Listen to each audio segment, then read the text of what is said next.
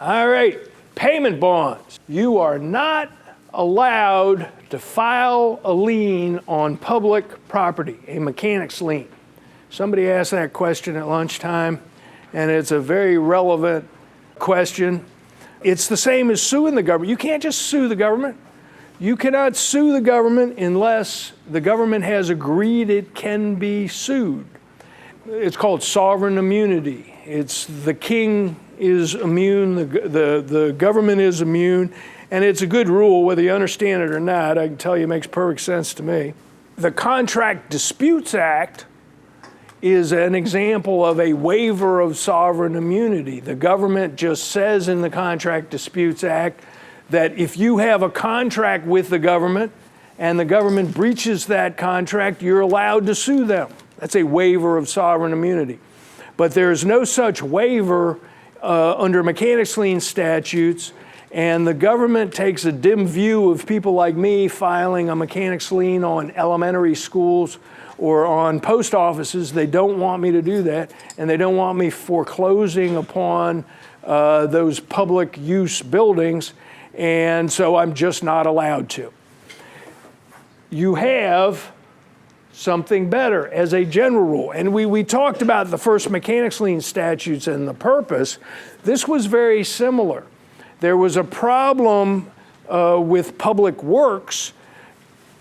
GCs were having trouble getting subs and suppliers to bid on them. Nobody wanted to work on public projects because it was risky. They didn't have mechanics lien rights. And if their debtor became bankrupt, they weren't going to be able to collect, and that was a problem. As a result, in the 1930s, well, there was an earlier act called the Capert Act, but that became what we now know as the Miller Act, and that was from 1935, so we're almost coming to the 100-year anniversary of the Miller Act.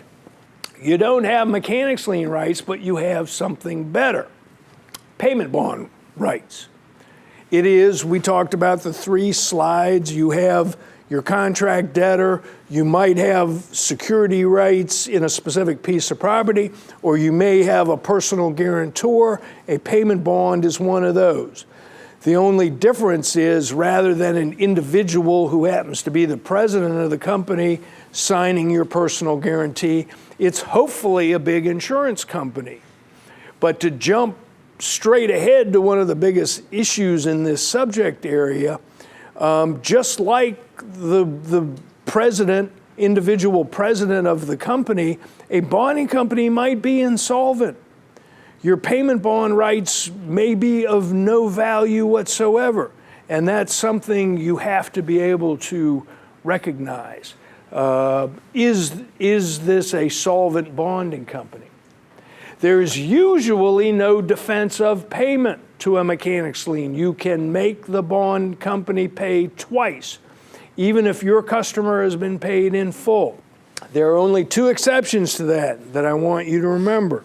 One is in Pennsylvania.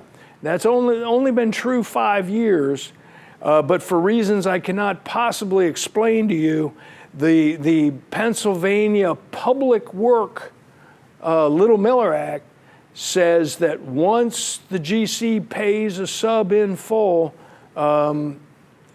nobody below that has bond rights. It's the only state I know of that that's true. Enforcing bond rights is cheaper and easier than mechanics lien rights. That's why you'd rather have them. We've spent a lot of time talking about how mechanics lien rights are a battle between innocents, and that's why you get all these technical, complicated arguments, and why your legal fees are so high, and you have to do a title search, and you guys are tired of hearing that, and I'll know you'll remember it. But the point is, bonds aren't that way. Bonds are pretty simple. They're not complicated. Your legal fees are going to be a lot lower. Parts of it you can do on your own. You don't even need a lawyer. It depends a lot on how much you're owed. You know, if you're owed a lot of money, you want some help. But especially for smaller dollar amounts, it's not a big deal. And even more important, I mean, there's usually no defense of payment. So I'm going to collect your money. I look good. I seem like a hero. I bill you a relatively small amount of money. I collect your money. I give it, even if your customer is bankrupt, even if they've been paid in full, I'm going to collect your money. It's a lot harder to screw up a bond claim than a mechanics lien claim. It's a lot easier to defend a mechanics lien claim because it's more complicated. All right, the Federal Miller Act is the mother of all bonding statutes. The contracting officer on any new construction contracts must require, that shouldn't say must provide, it should say must require the payment bond. It's the GC that provides the bond and the surety. The contracting officer requires them to get a bond. All right, types, you got bid bonds, performance bond, payment bond, mechanics lien bond. It's in the book. I'm not going to get into it. It can get confusing, but what we're talking about here today are payment bonds. They often travel with these other type of bonds, but we're not talking about performance bonds today. Okay, federal operates under the Miller Act. State, county agencies, the local school board, etc., they operate on what is usually called the Little Miller Act. And that's because it's patterned after the Miller Act. Sometimes it's identical. The DC Little Miller Act is identical to the Federal Miller Act. More commonly, they're very similar but have some differences. That would be true of both Maryland and Virginia. And before I forget, that's part of what makes it possible, because we're really marching through one chapter. So if you want to, you can go to chapter 14. And we're just kind of working our way from page 14.3, we're kind of working our way through that. And you also have, we'll get to that appendix 33 later, which is the differences between the states. All right, one of my big mantras you're going to hear me say over and over and over again is private bonds are open season. This is one of the biggest areas of misunderstanding and mistakes amongst lawyers and especially amongst clients, that somebody like you is going to think, well, I know how bonds work. You know, there's no defensive payment on a bond. Well, sometimes there's bonds on private projects. You need to know if there's a bond on the private project. That's one subject we kind of talked about earlier. That's part of qualifying the project that you're going to lend $100,000 to. You want to know if it's bonded, and you want a copy of the bond, and you're more willing to give better credit terms or perhaps even give a better price if it is bonded. But you also want a copy of the bond on a private project because you have absolutely no idea what the rules are unless you read that bond. If I'm representing the general contractor, which I often do, as often as I can, and I'm working on a private project in Virginia, but the owner's going to require, normally they want to require a performance bond to make sure that the project's going to be completed. That's what a performance bond, only the owner has a claim under the performance bond because you failed to complete the contract. And the payment bond just kind of comes with it. Single premium, no extra money charged by the bonding company. They issue the performance bond and the payment bond. And if I'm representing the GC, I go and talk to the owner and I say, owner, I understand why you wanted the performance bond. You got to make sure the project's completed on time and according to plans and specs. So that's fine. We'll give you this performance bond, but let's talk about this payment bond a little bit. This is a private project. So the reason you want this payment bond is because you're worried about subs and suppliers. You're worried about Charlie here filing a mechanics lien on your project. That's what you're worried about, right? In Virginia, there's a defense of payment. Once I pay, once you pay the GC in full, or once I pay my sub in full, nobody's going to have lien rights below that. So let me write this payment bond that it reads the same way. Once my client, the GC, pays the sub in full, nobody has mechanics lien rights and nobody will have bond rights either. And that can't possibly hurt you, owner. So you should let me agree to that. And owners will often agree to that. And it is effective. There may be a defense of payment on a private bond. You usually have 90 days to give notice on bond rights. I've written payment bonds on private projects where it says you got to give 60-day notice within 60 days instead of 90 days. A very commonly used form, the AIA contract forms, we've talked about a couple times. AIA does payment bond forms also. One of the most commonly used payment bond form says that within 90 days, you have to give notice to any two of the three following: the owner, the general contractor, or the surety. But you got to send two notices to any two of those three within 90 days of your last work. And I've had this case. If you have that on a public project and that's the bond form, I argued to the court, well, wait a minute. The Virginia Little Miller Act says that I only got to send notice to the general contractor, and I understand this bond form says I got to send notices to different places, but how would I know that? Nobody gave me a copy of the bond, and the owner and the surety and the GC are not allowed to agree between them to limit the rights the General Assembly of Virginia gave me for working on a Virginia highway project. They're not allowed to do that. My bond rights are preserved if I followed the statute. And the court ruled correctly. I mean, it's the only possible answer. That's correct. As long as Fullerton gave notice in accordance with the statute, it doesn't matter what the bond form says.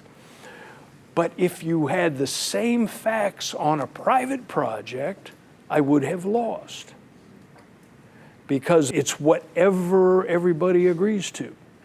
So that's what I'm going to do. If I'm representing the GC, my payment bond's going to say you got to give notice within 60 days to any two of the three following. And once I've paid my subcontractors in full, nobody has any rights under this bond. So private bonds, bottom line, you must get a copy of the bond to know that it is bonded, and you must get a copy of the bond so you know what the rules are. Whenever I know the sub has a bond, that means to me almost guaranteed the GC has a bond too. And so that comes in this form. I might write the GC a letter that says, my client's on a project, they haven't been paid, we're working on a mechanics lien. Next thing I know, this happens regularly. I receive a letter from the GC saying, oh, thank you for your letter. Fortunately for you, we required subcontractor payment bonds for your protection. Here's a copy of that bond. You, rather than file a mechanics lien, you should go enforce your rights. This gives me a good opportunity to say that when that happens, the little light goes off in my head, and I'm going to do two things. The first thing I'm going to do is go file a mechanics lien, because I know they're worried about that, and there's a reason they don't want me to do that. And the next thing I'm going to do is send a bond claim notice on the general contractor's bond, because the fact that they required a sub bond makes me absolutely confident the GC has a bond also. And I send a notice on the GC bond, and that's as a general rule. You do not need to know whether there's a bond to send a bond claim notice. Anytime you're not getting paid, send a project demand letter just saying, this is a claim on the payment bond. Send me a copy.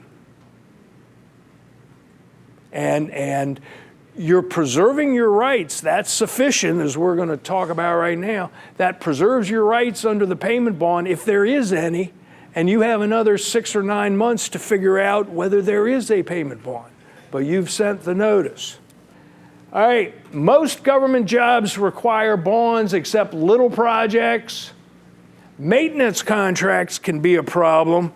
I remember having a case, but 20 years ago, all of the HVAC units on the roof of the Pentagon were replaced.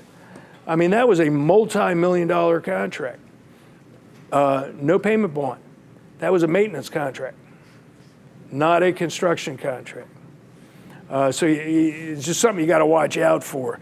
New construction. Quasi-government job. PP3s are the big battleground now. Private-public partnerships. The toll lanes down the middle of the Capitol Beltway, which is in my territory, right by my mother's house, where I think I'm going right after this seminar, is right next to the Beltway in Annandale. And out in the middle of the Beltway, there's toll lanes. And I had a client, a stone supplier, that was supplying stone there, and they knew it was bonded. They didn't need a copy of the bond. They know it's bonded. It's a public project. There's absolutely no doubt those toll lanes were on public property. It was in the middle of the Beltway, for Christ's sakes. But it was not bonded.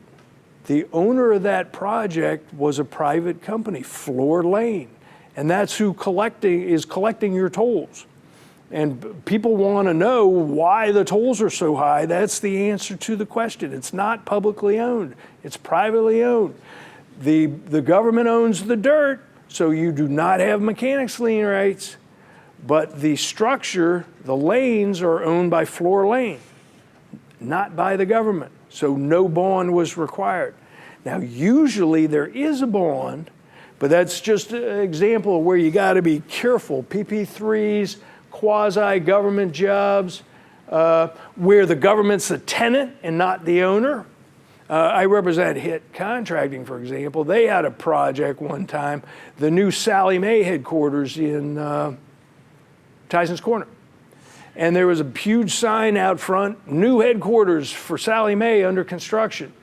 And it occurred to me, I mean, this didn't happen, but it occurred to me, you know, somebody might just assume that's a bonded job for that reason, but it wasn't. The government had like a 100-year lease. And the project, the building and the dirt was privately owned, so there was no bonding requirement. So again, this is all I'm saying over and over and over again. What it comes down to is you need to get a copy of the bond and see it to know for sure what the deal is. Okay, so this is on chapter 14, page 38. These are places you can get free qualifications, credit reports on the bonding companies. You guys have heard of Moody's, Standard & Poor, Best. They all rate bonding companies. Just go on the website, type in the name of the bonding company, boom, there it is. Absolutely free. If it's a big company you've heard of, Travelers, you know, you're going to be fine. But if it's somebody you never heard of, you need to be nervous. And even if it's a bigger job, you know, it's just a good habit to get into. Just click it in there. And this is on page 1438. Forget whether I said. You just want to get in the habit of checking that. Here's another true story. I sued a bonding company one time with an address in Florida on a public project in Virginia. I had to get a private process server to serve the lawsuit in Florida on the bonding company. The private process server gave me a call when they attempted to serve that lawsuit, I think mostly because he thought it was humorous, and it was kind of humorous. But he said, well, we got a problem down here in Florida. The address you gave us for this bonding company is a boat slip in a marina, and your ship has sailed. That's an absolutely true story. I'll tell you another true story. Lewis Heights on Fort Belvoir, which this is near and dear to my heart because I was born at Fort Belvoir in the hospital that used to be across the street from Lewis Heights. But Lewis Heights is red brick apartments that are for specialist enlisted persons. And there was a contract to completely renovate these buildings. And there was a bond. The client confirmed there was a bond on these projects. And it might have been a maintenance contract, so they were smart to confirm there was a bond. And of course, nobody got paid. The GC didn't pay anybody. So now we're all lined up at the federal court in Alexandria on preliminary arguments of some type or another. And it turned out that the surety had shown a financial statement with thousands of acres of real estate in West Virginia, and that was how they convinced the contracting officer that they were a sufficient surety to provide a Miller Act payment bond and performance bond. Guess what? I forget the people's name, but they lived, I used to know their name. They lived right, well, the thousands of acres of real estate were what you would identify if you did a Google map as being Canaan National Forest.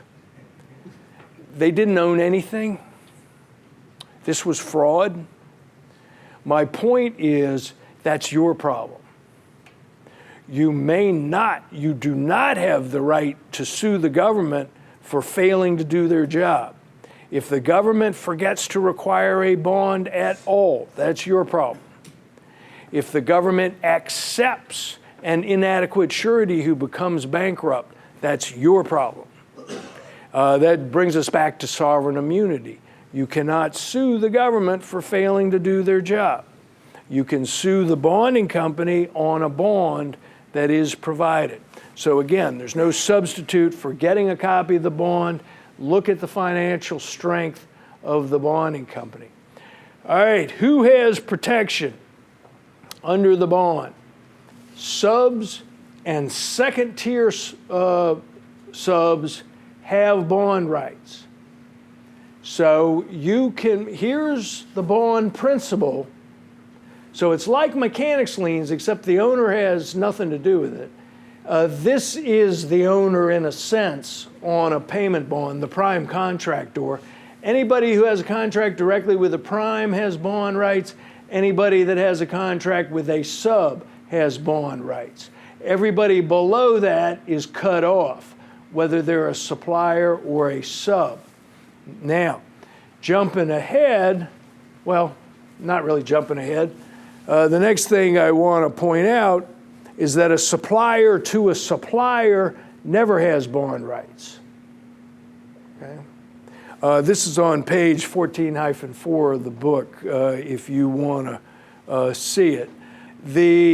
A supplier to a supplier never has bond rights. This is a big impact for a subject we did not talk about today. That's doing business with disadvantaged business enterprises.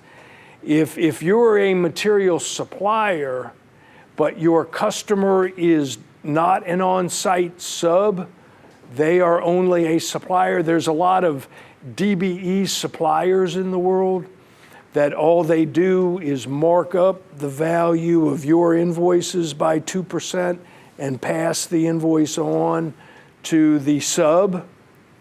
And you need to worry about the creditworthiness of such DBE suppliers. You're probably familiar with that. What I'm saying is that on top of that, you do not have bond rights because you are a supplier to a supplier.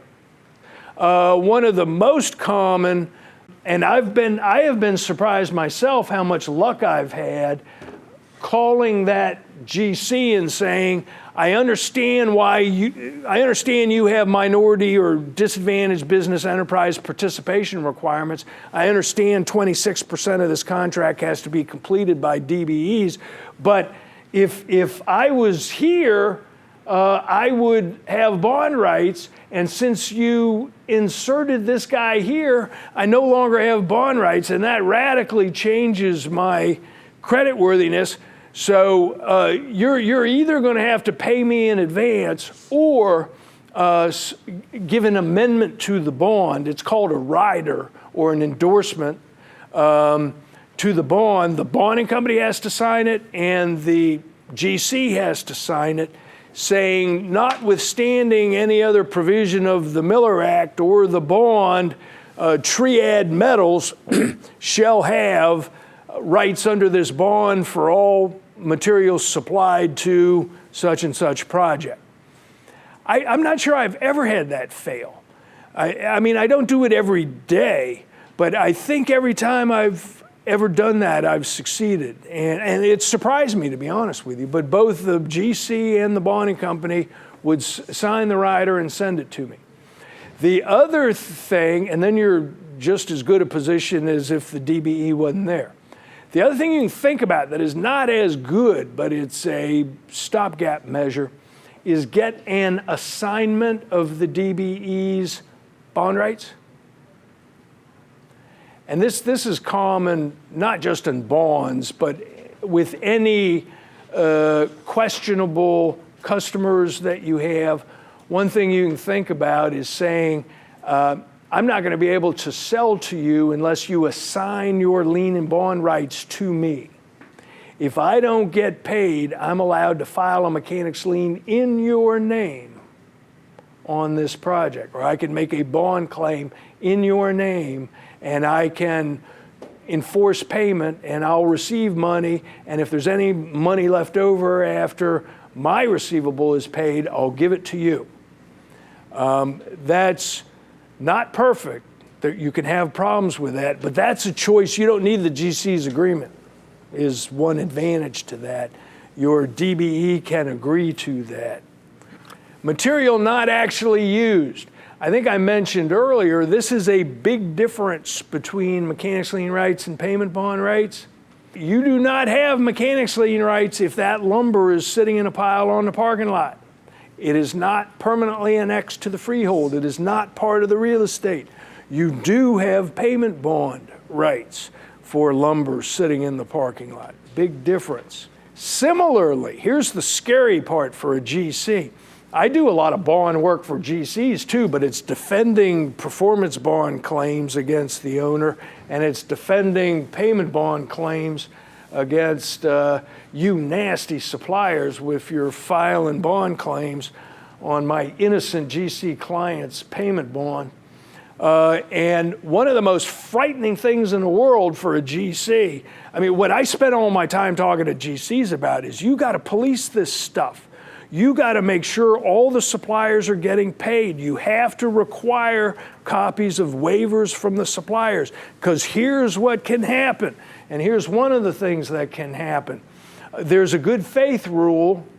If the debtor diverts the materials to another project and you have a good faith belief that your materials are going to this bonded project, you still have bond rights, even if the debtor diverted the material to another project. You think about that for a minute from a GC's point of view. They're not even aware this is happening. They supplied a payment bond on the project, and then the debtor, have you ever cut off a debtor before, Charlie? You have. I knew you were a mean guy. You cut off a debtor, you wouldn't supply any more material. Next thing is maybe that debtor comes into your office and says, Charlie, I understand why you cut me off, but you and I have been friends a long time. And look, I got this new federal project, and look, here's a copy of the payment bond. You'll supply me on this project, won't you? Let's play truth. How many people have agreed to that? Most credit managers will. What I'm telling you now is that maybe you got a notice, or maybe you have noticed, it's amazing the volume of materials that debtor's using on that project. You never would have thought they needed that many. those materials are going all over the state, right? If you have a good faith, reasonable belief that you are supplying a bonded project, you have rights on that payment bond. As a GC, that is frightening.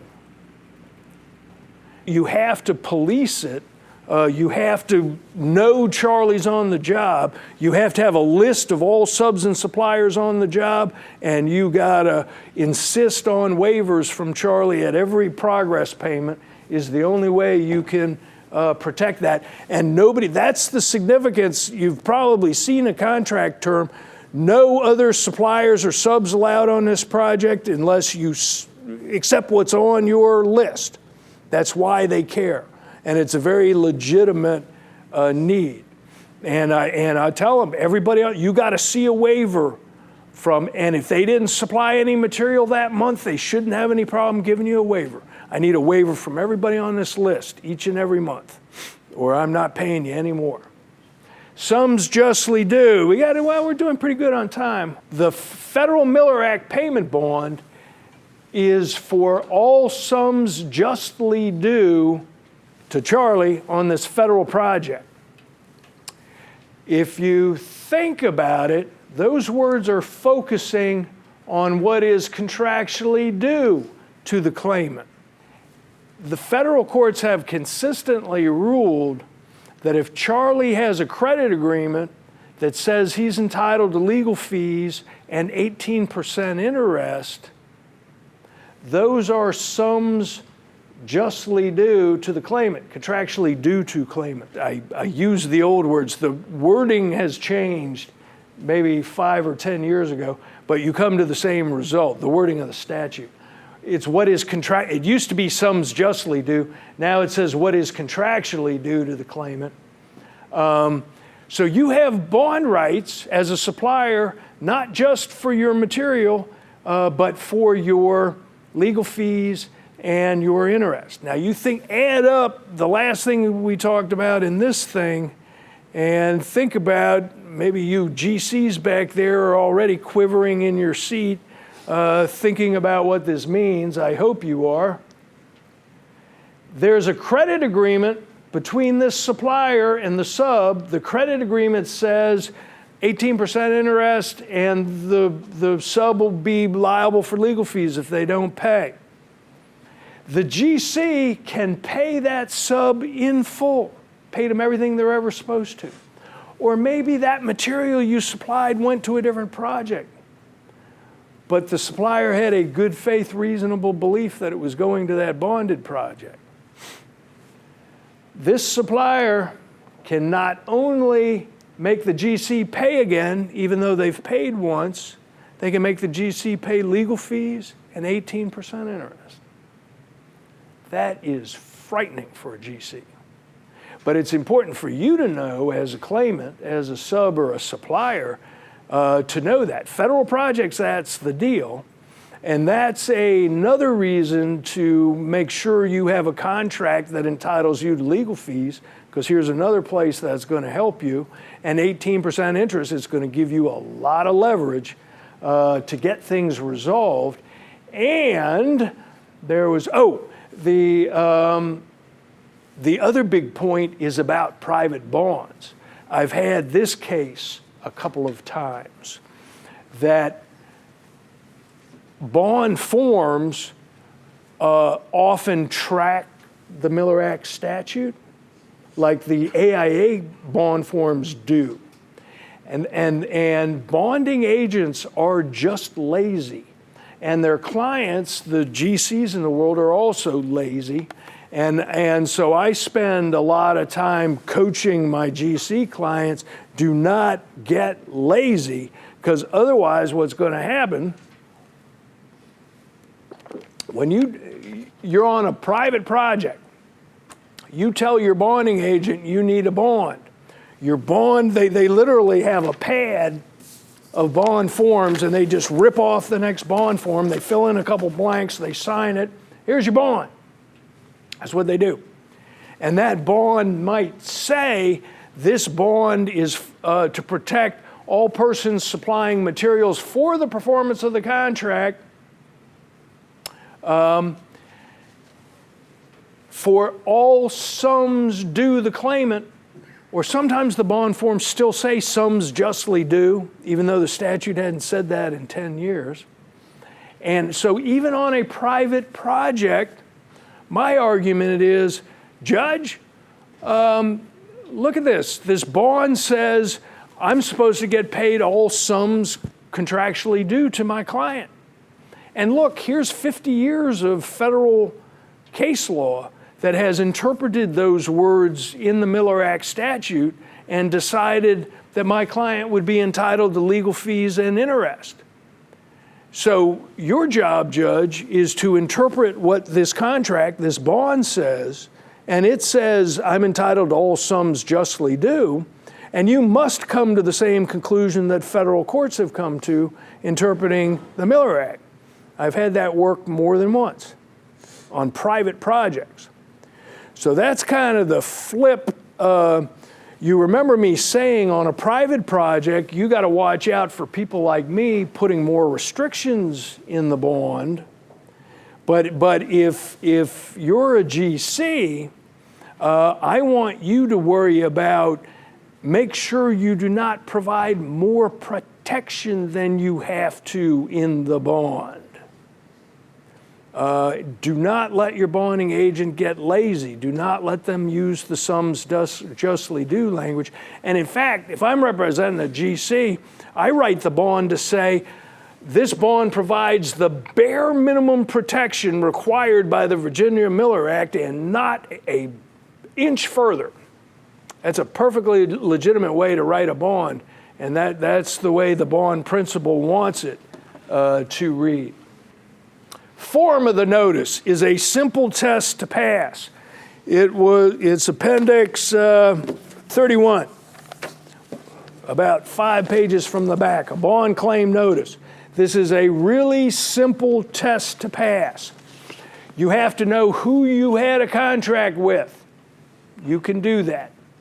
You must state with substantial accuracy the amount of your claim. No, I don't know what that means, but I think it means you're allowed to be somewhat wrong in the amount of your claim. I mean, it fairly certainly means that. But so you have to know how much you're owed and you have to know who you had a contract with. Easy. You can do these yourself. If you're owed 100 grand, you probably want to have me do it, but especially if you're owed 5 or 10 grand, and if you're way ahead and you have more time to fix it later, you could think about doing it yourself. Just Xerox this page, fill in the blanks, send it off. The key is you send it to the right place and you send it certified so that you have proof of delivery. Now, you cannot send notice too soon. You cannot send notice too many places. That's how you deal with bond claim notices. Same with mechanics lien notices. The whole purpose is to freeze money. There's no defense of payment on a bond. You can make the GC pay twice, but I've had one of the very common mistake. You hire these young lawyers straight out of law school, and at some point, a few of them have come in my office and said, well, you know, this is a payment bond claim, and the GC's paid the sub in full, but I've done some legal research, and there's no defense of payment on this payment bond. We can make the GC pay again, so we're okay on this. And I'm like, let me get this right. You're telling me that we're going to sue an innocent general contractor and try to force them to pay a second time for materials they've already paid for? Do you think they're going to defend that case? Do you think they're going to try to beat us? I think we have a problem. But if that same GC was still holding money, it's a radically different picture. The whole point is freezing money. In mechanics lien litigation and in payment bond litigation, you cannot send notice to many places. That's why this notice has multiple, it's addressed to the owner, the GC, the sub. If you have 3 addresses, most of the Miller Acts, not private bonds, But all the Miller Acts require notice to go to the GC. That's the most important. The rest of them are not necessary, but it does not hurt. There's plenty of case law. There's case law where the notice was sent only to the surety, but the surety forwarded it to the GC. You have bond rights, okay? You're going to send it by fax. You're going to send it by email. You're going to send it by certified mail. That's partly because there is an actual receipt rule in some states. We don't need to get into it in detail. But federal, for example, they've got to receive the bond claim notice within 90 days of your last work. Postmark doesn't do it for you. They must receive it. So one thing that means is you can't wait till the 89th day. The other thing that means is you got to leave time for delivery. And that's why it was so important they changed the rules. Federal used to say registered mail was your only choice. But there was plenty of case law. If you faxed it and they received it within time, you're okay. But they changed it that any means of third party that has third-party verification, you're okay. What that means is FedEx, they get a signature, or a commercial courier, they get a signature. You cannot deliver it yourself and say, I swear I delivered it. Anything where a third party is getting a signature is fine. Okay, Virginia is really the same, so I'm not going to get into it. Notice within 90 days of your last work. Maryland is a little different, and so I want to point this out. It goes one tier lower. So a third tier sub or supplier has bond rights. So that's kind of a scary thing for a GC on a Maryland project, but it's a really good thing as a supplier on a Maryland project. You can be pretty remote and still have bond rights. And with most Miller Acts, you got to send your notice within 90 days of your last work. You must file suit within 1 year of your last work. It doesn't matter when you sent the notice. You must file suit within 1 year of your last work.